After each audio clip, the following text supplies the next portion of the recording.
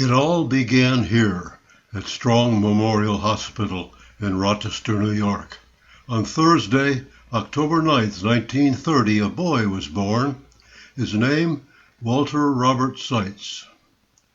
The Great Depression had been underway for a year, so my family had gathered together into a small gray house at 94 Calhoun Avenue in a very rural suburb of Rochester. This is where my childhood began. Fortunately, everyone retained their job, so no one went to the poorhouse.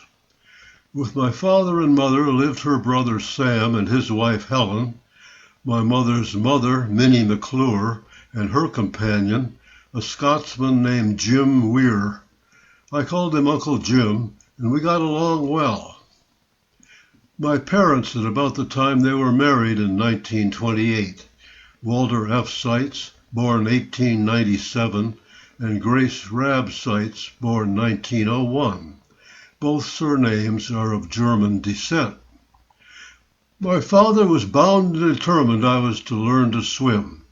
This picture was taken August 31st, 1932, when I was 22 months old. My cousin Jack on the left and I are sitting on the steps of the gray house. Jack is the son of my mother's sister, Aunt Florence, and during those early years, Jack and I became good friends. Here I am all ready for my NFL tryouts. This was the spacious side yard of the gray house where all outdoor activities took place. What I remember most vividly is my dad shooting off fireworks each 4th of July with no nearby neighbors to complain. We took many vacations during my youth. This one is on Skyline Drive, Virginia, in August 1937, my dad's favorite trip. We are sampling sulfur water. Yuck. A major event occurred in August 1938. We moved into a brand new house in the Rochester suburb of Irondequoit, very rural at the time. This is where I was to grow up from this point on, 183 Biltmore Drive. It was a wonderful neighborhood, set amongst farms, orchards, and woods galore. I entered this grammar school, named Reuben A. Dake, at age 7, and continued there through the 8th grade. Here a friend and I are enjoying the swing set we had set up on the empty lot next door. Oh, I love the woods, practically lived in them. I am the kid on the left. The other boy was a neighborhood friend. Also, there were gentle hills on which to ski and toboggan in the winter. On Sunday, December 7th, 1941, the New York Central Railroad debuted its new streamlined edition of the Empire State Express. Dad and I went to the Rochester Depot to see the new train as it stopped there on its way from New York City to Chicago. On the way home, we heard on the car radio that the Japanese had bombed Pearl Harbor in Hawaii. The rest of the day and evening were spent in the living room listening to the radio reports. I was 11 when the war began. At first I found it to be a distant problem that did not appear to affect me or my family. One reason was that my father was beyond draft age, so he did not have that concern. Within another year or so my interest grew, and the daily news took on meaning. The war in Europe had special significance, as my family on both sides were of German heritage. Oh, somehow, the war in the Pacific always seemed so nebulous and far away. Here I am sitting on the front steps wearing my sailor hat, which I wore faithfully until the novelty wore off. My friends and I found great sport in the basement throwing darts at caricatures of Hitler and Hirohito drawn on cardboard. For many years I developed and printed my own film. I suspect this is one of them. At 13, my paper route, delivering the afternoon paper throughout a large section of the neighborhood. When I was 14, I went to a movie, which changed my life to a large extent. The 1945 film was titled A Song to Remember. It told the story of Frédéric Chopin's life and contained what to me was the most fabulous piano music I had ever heard. It created a great interest and love of classical music, particularly piano music, which I carried with me to this day. It was not long before I had saved enough money from my paper route to be able to buy an old, somewhat broken-down upright piano which was delivered to our basement. I took lessons for a while and got mildly proficient, though I've never been much of a pianist. My father managed several downtown buildings, and the War Department sent war posters to all the office buildings in the country. My dad brought them home to me as he was given them by the superintendents, so I ended up with quite a collection. Here are a couple of them. I had a small victory garden during the war. I remember how disappointed I was that my little corn crop was a total flop, but the cantaloupe was always a success. Delivering the daily newspaper had the advantage of seeing the day's important news headlines right off the bat. I saved several interesting ones. D-Day, June 6, 1944. The beginning of the end of the war in Europe. It took 11 months. VE Day, May 7, 1945. The war in Europe is finally over. August 6, 1945. I distinctly remember delivering this newspaper. I was stunned by the headline, wondering what in the world this is. This action quickly ended the war. It took but 8 days until VJ Day, August 14, 1945. World War II comes to an end. I entered Irondequoit High School in 1944. This old building has long been replaced. Actually, my mother attended grammar school in that very building years before. I managed to play some football until I sprained my ankle one day in practice. In this yearbook photo, I am circled in the second row. And of course, there was the high school sweetheart. Her name was Anne. During my high school years, I had 2 big adventures. The first was during my sophomore year when a friend and I hitchhiked to Gettysburg, Pennsylvania, a distance of about 320 miles. We spent the night in the YMCA in Harrisburg and returned home the same way. In the summer between my junior and senior years, another friend and I rode the Greyhound bus to Yellowstone Park. I remember spending a night in Cheyenne, Wyoming, before continuing to the park. It was there I saw my first silver dollar, as they were still in everyday use in that part of the country. On June 8, 1948, I graduated from high school and readied for college. This is my yearbook photo. I have mentioned that I loved the woods and the mountains of Virginia. I wanted to go to Syracuse University to study forestry, but my father would have none of that. He wanted me to be a businessman. So it was off to the Wharton School of Finance at the University of Pennsylvania in Philadelphia. My 4 years at Penn began here, in the freshman dorm area of the Quadrangle. My room was on the first floor, right behind the statue of the evangelist George Whitefield. Here I spent my first year. Toward the end of my freshman year, I joined Sigma Nu fraternity and began my sophomore year in the fraternity house a few blocks off campus. The Sigma Nu house became my home away from home for 2 more years. My first exposure to acting came when I joined the Mask and Wig, a Penn organization of all males who put on an annual show. Men do all the acting, as women and as males. In one skit, I portrayed a woman alone on stage with a lengthy monologue. When I finished, I was surprised by receiving a standing ovation, the one and only in my life. In December 1950, I met a young woman at a fraternity party and a romance began. She lived with her mother in an apartment in Arlington, Virginia, and we quickly fell in love.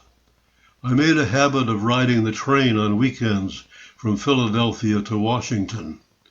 Her name was Dorothy Howard Worrell, a hyphenated English name. She was known to all as Dot. She worked as a medical secretary for a small group of doctors in downtown Washington. One weekend we were visiting the Smithsonian, and I proposed to her as we were admiring a glass cabinet full of British war medals. She agreed, and we set a date of April 7th. So on Saturday, April 7, 1951, we were married in a small wedding at the Episcopal Church of the Epiphany in Washington, D.C. It was Cherry Blossom Festival weekend and D.C. was crowded, but we made it.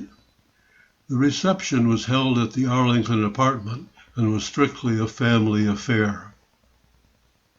After the wedding, Dot's mother moved back to her home in Hollywood, Florida, and Dot and I lived together in the Arlington apartment. We lived 2 blocks from the entrance to Fort Myer and the Arlington Cemetery.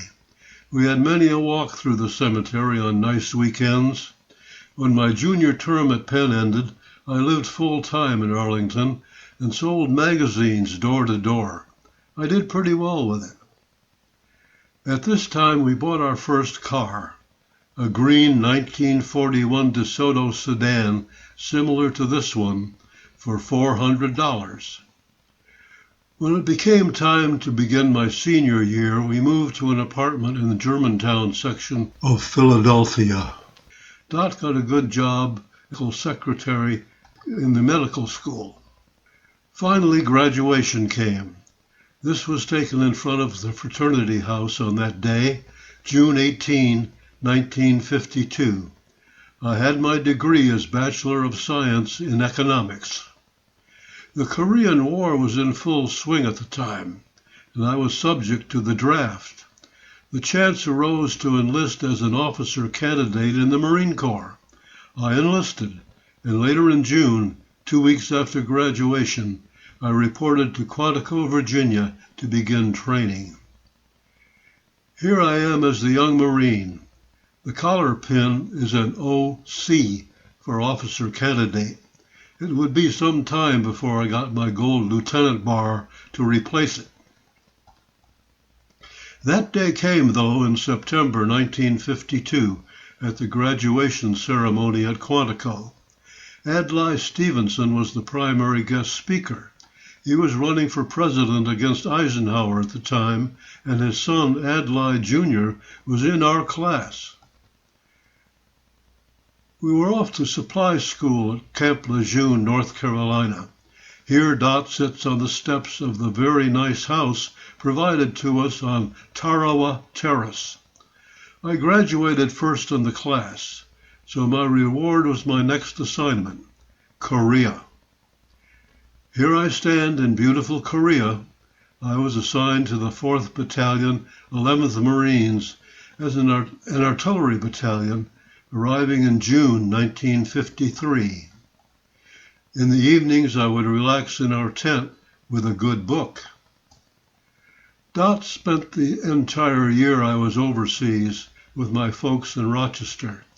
She worked as a teller in a local bank at the entire time.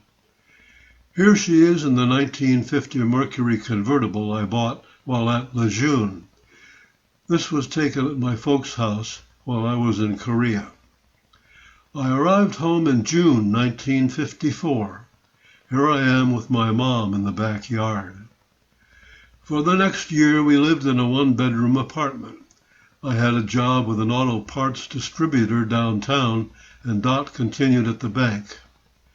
One cold winter morning, we were watching the Today Show, which happened to be coming from Miami. It looked awfully inviting. Dot was from Florida, and her folks lived there in Hollywood. We looked at each other and said, "Let's do it." We moved to Florida the next July. This is Flagler Street in downtown Miami in 1955. It is the Miami where I worked for 3 years on the staff of the Travelers Insurance Company Miami office. But I'm getting ahead of myself. We moved to Florida in July 1955. We stayed briefly in Dot's parents' house in Hollywood, but soon took a little apartment on the Inland Waterway. A new subdivision was underway in Hallandale, about 2 blocks south of the Hollywood line, and we contracted to build our first little house there at a cost of $11,500. At that time, dense development had not yet begun. Our house was the last to the east of US 1, and we had an unobstructed view all the way to Hallandale Beach, about a mile. We always had an ocean breeze, so the lack of central air was not a problem.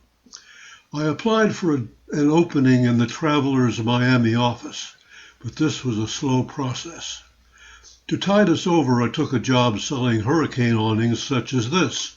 I worked largely in the expanding mobile home communities which were spreading westward from Hollywood.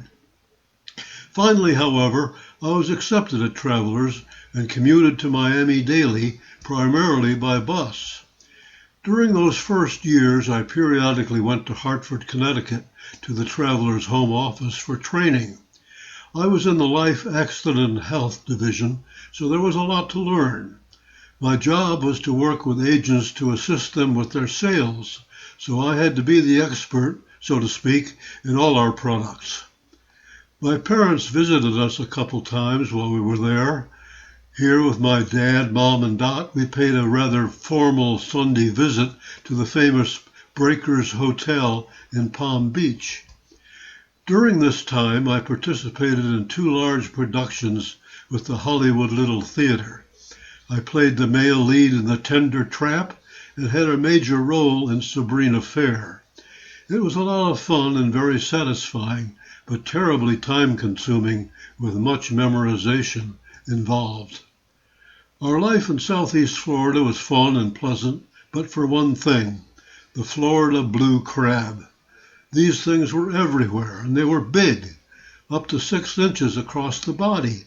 They climbed screen doors and got into car engines and were a general nuisance, especially in the spring when they migrated en masse toward the ocean. Roads were covered with them, so that driving along Hollywood Boulevard was crunch, crunch, crunch, as you couldn't help but run over them. I have to admit, I hated them. I was afraid of them, to be honest. But big changes were coming our way. In July 1958, I was transferred to the Travelers' office in Tampa. Neither of us were especially happy with the prospect, but it had to be done. This was downtown Tampa in the mid-50s. The tall building on the right is the Floridan Hotel, where I spent my first night in Tampa. Dot stayed in Hallandale to work with the realtor in selling the house. I went to work each day and spent time looking for a house that we might like in our new city. I took this picture at the time. It was a brand new 4-bedroom house in a new subdivision being built on hilly land bordering the Hillsborough River. It was called River Grove Estates. I found it to be very pleasant, with oaks and citrus trees galore, as well as being on good high ground. We bought this house, 3614 East Knollwood. We quickly learned that Tampa did not have the cooling ocean breeze we had enjoyed in Hallandale.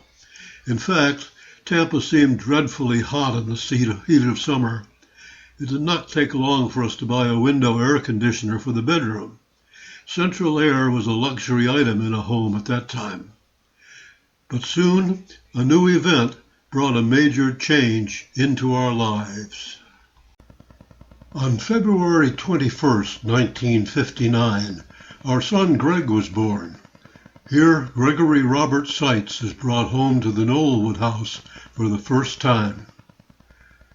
December 1959 and his first Christmas. The hobby horse you see is now in the possession of Greg's grandson. Yes, grandson, my great-grandson. On Easter Sunday, 1961, we pose on the front lawn of the Knollwood House, having just returned from church. While on vacation in Rochester, Greg, at age 2, visits the zoo with his grandfather. In July 1964, we visited the World's Fair in New York. Here I was exposed to the horrors of that awful song, "It's a Small World." On that same trip, we stopped by the Bull Run battlefield, and Greg was able to replay the Civil War to his heart's content. Shortly after returning home, on August 29, 1964, we moved into our new house at 3701 River Grove Drive. It was a very short move, only a matter of a couple houses away from the Knollwood address. This house overlooked the Hillsborough River and had central air. Hooray! We posed here on the front porch of the new house shortly after moving in. In September 1965, Greg was ready for his first day of school at the Catholic parochial school nearby. Dad is wishing him well and is ready to head to his office downtown. We enjoyed many happy Christmases in that house. Here in 1967, Greg seems happy. During this time, I was a Cub Scout den leader. In July 1970, we made our first trip to Maggie Valley and the Great Smoky Mountains. This, then, became our favorite vacation spot for years to come, and the rest of my life, for that matter.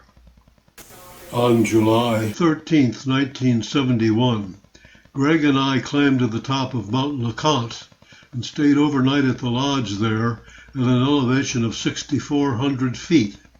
We hiked the Alum Cave Bluff Trail, which is 5 miles long and is very steep in spots. Overnight in our cabin, we were in a huge thunderstorm, and at that altitude we seemed to be right in the middle of it. The thunder was deafening, but we finally did get to sleep.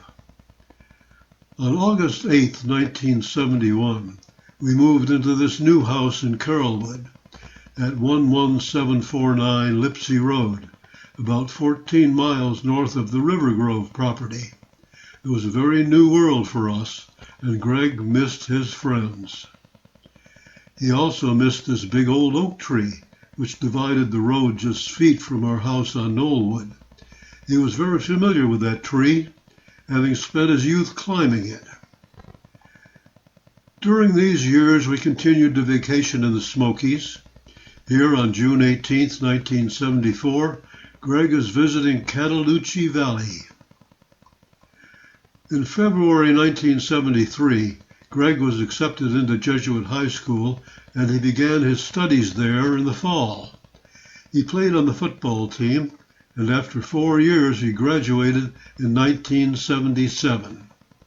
Then he went on to Auburn University in Auburn, Alabama.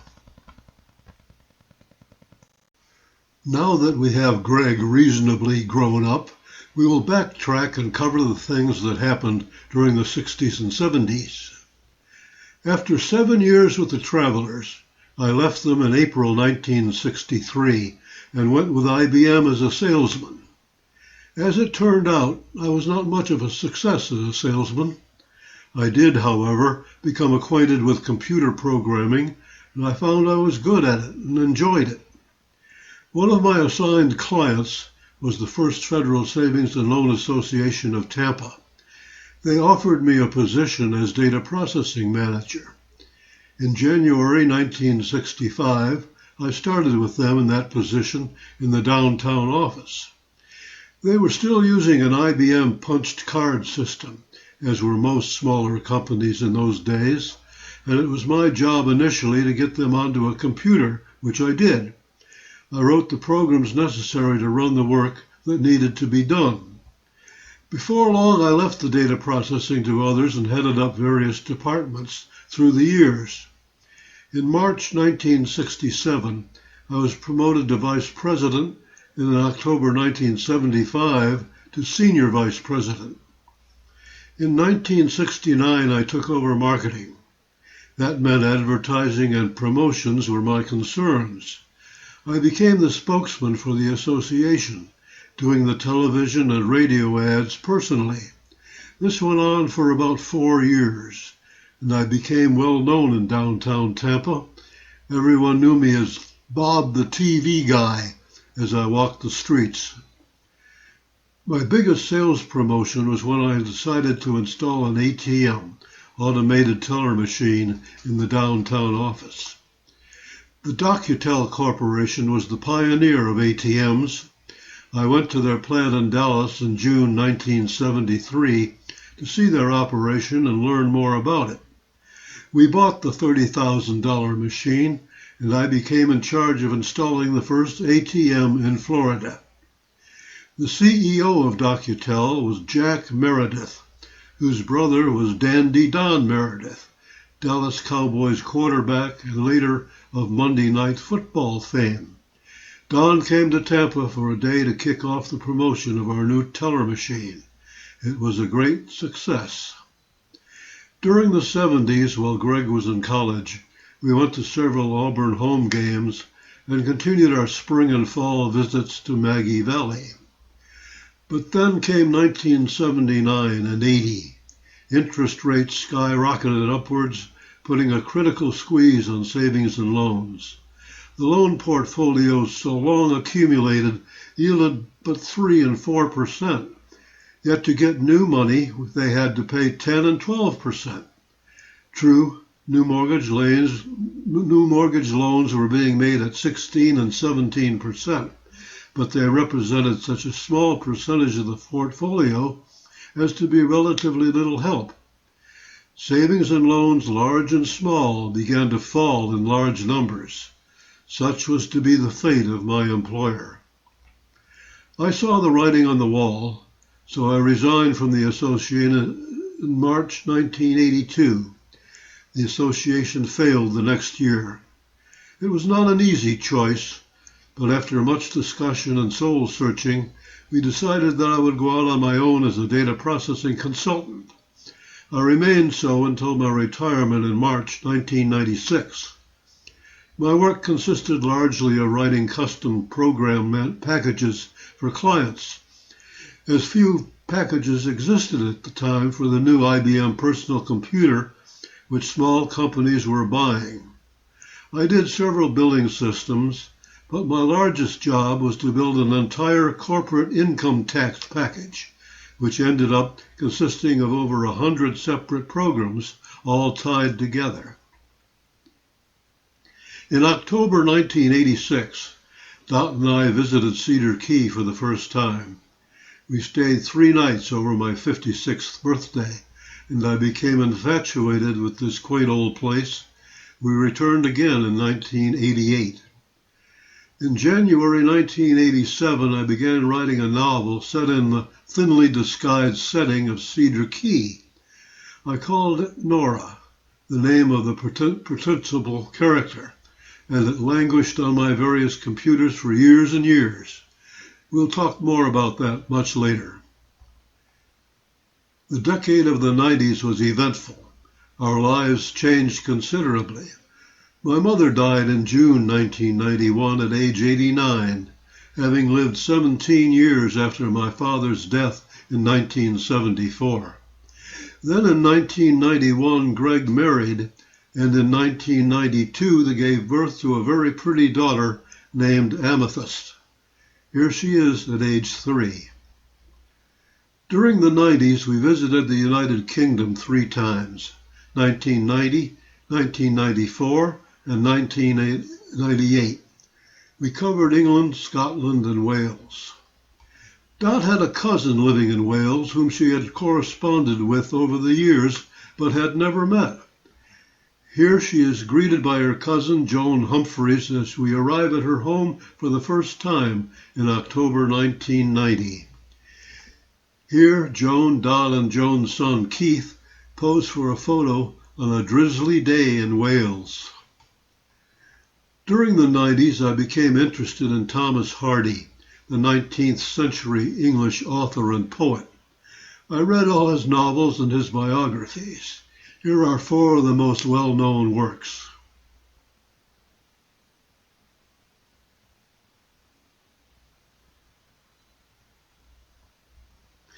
In May 1998, before visiting Joan, we stayed a week in Hardy country visiting all the places portrayed in his novels, such as the hill town of Shaftesbury, and Dorchester, the setting of the Mayor of Casterbridge. Here I am standing in front of the Hardy College, where he was born in 1840 and lived a good part of his life. It was a great trip. With the millennium, our trips to England and Wales came to an end. In May 2001, we visited friends in Memphis for a couple days. Then we went on to North Carolina. Here, Dot sits on the deck of our cabin in Maggie Valley. In April 2003, we moved from our Carrollwood home after 32 years and bought a villa in the community of Weymouth in Pasco County. Our brand new home was roomy and comfortable, and Dot was in seventh heaven. She really loved her new home. In June 2003, and again in 2004, we went to Maggie with the kids, Greg and Amethyst. Here we are picnicking in the Smokies Park in June 2004. The trip in 2004 was to be the last for Dot. She loved the mountains as much as I, and through the years we had many wonderful vacations there. Here she stands on Mile High Overlook, viewing the scene she loved so well. When I see this picture, it brings to mind her favorite psalm, Psalm 121. I will lift up mine eyes unto the hills, from whence cometh my help. Help cometh from the Lord, which made heaven and earth. In late March 2006, we visited Sue and Tom McAvoy in Vero Beach, old friends from way back in the travelers' days. This picture, taken on March 27, 2006, was the last photo ever taken of Dot. She was beginning to feel bad then, and things grew worse.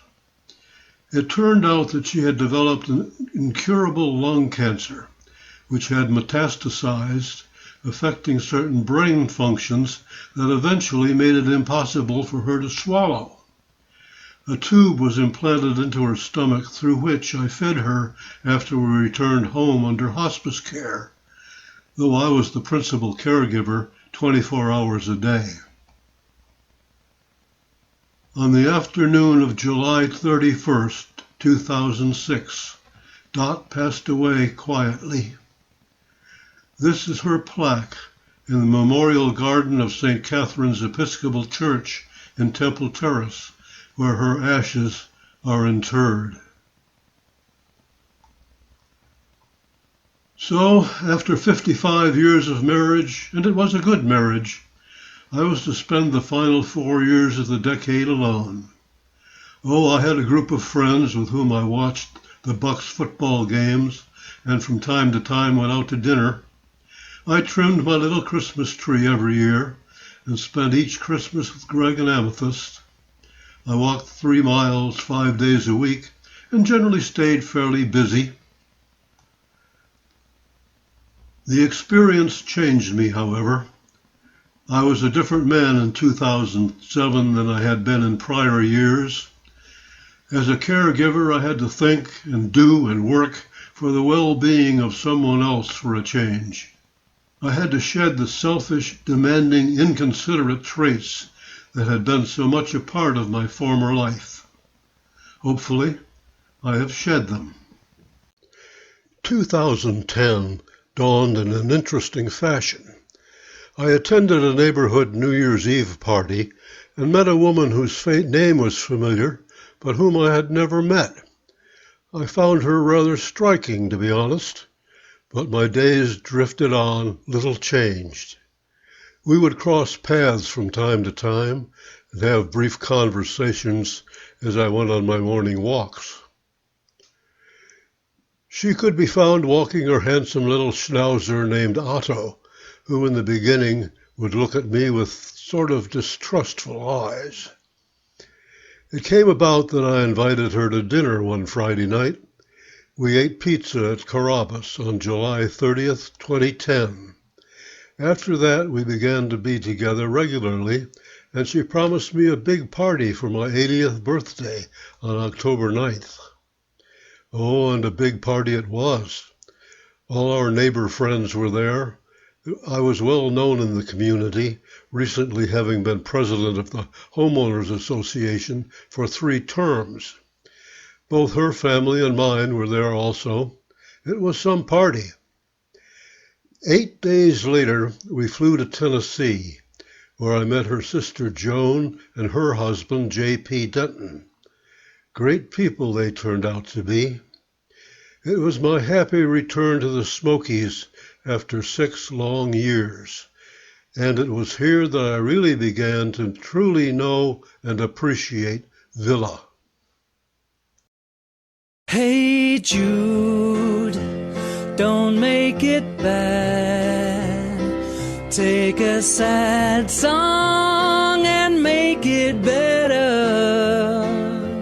Remember to let her into your heart, then you can start to make it better. Hey Jude, don't be afraid. You were made to go out and get her. The minute you let her under your skin, then you begin to make it better. During that trip, we visited Dollywood. Here is Villa, the school teacher, in front of the schoolhouse. This 2010 trip to Tennessee was the first of many, both spring and fall. In November, I introduced Villa to Cedar Key. We made a day trip there, and she loved the place. She suggested we go there for an overnight on Valentine's Day in February, which we did. While in Cedar Key, I mentioned that it was the setting for my novel. She excitedly asked if I had written a novel. I said I had. It was called Nora, but it had laid dormant for years. More about that later. In May 2011, we went to Maggie Valley for the first time and stayed a week in this log cabin. The cabin was called Bump on a Log. We went on later to Tennessee to visit with her sister. Meanwhile, Villa relaxes on the porch. While in Tennessee in 2011, we had a long interview with the director of Kingswood School, which was run by Villa's family and where she grew up. I volunteered to produce an historical website for the school, which I did. With the wealth of material we had gathered, I then made a DVD on which the school had been able to use for fundraising and so on. On the 4th of July 2012, we spent a couple days in Mount Dora. Their little hometown 4th of July parade was quite something. November 2012 found us on a Caribbean cruise. During the summer of 2013, a fellow in Cedar Key held a poetry contest prompted by this photo of the rapidly deteriorating building standing offshore. In August, I was happy to learn the sonnet I had entered won first prize, which consisted of this large 20 by 30 inch photograph printed on metal with my poem printed on it. In November 2013, we spent a wonderful week on the Caribbean island of St. Lucia. In April 2015, Greg became a grandfather when Amethyst gave birth to a boy they named Maverick. Then in November 2017, a girl named Nora was born. Here they are with Grandpa at Christmas 2019. As promised at the 80th birthday party, Villa gave me another one for my 85th, in 2015. In January 2017, Villa received a very nice gift for her 80th birthday, her own Steinway piano. What a thrill that was, and she plays it very, very well. For several years I was a member of the Marine Corps League. Here I am with fellow Marine and very good friend Jim Knight. Through the years we continued to visit the mountains of North Carolina and Tennessee. This was our favorite Maggie Valley cabin, which we enjoyed our vacation a number of years. My longest languishing novel was finally published in March 2012. Then, beginning in 2018, I went on a writing spree.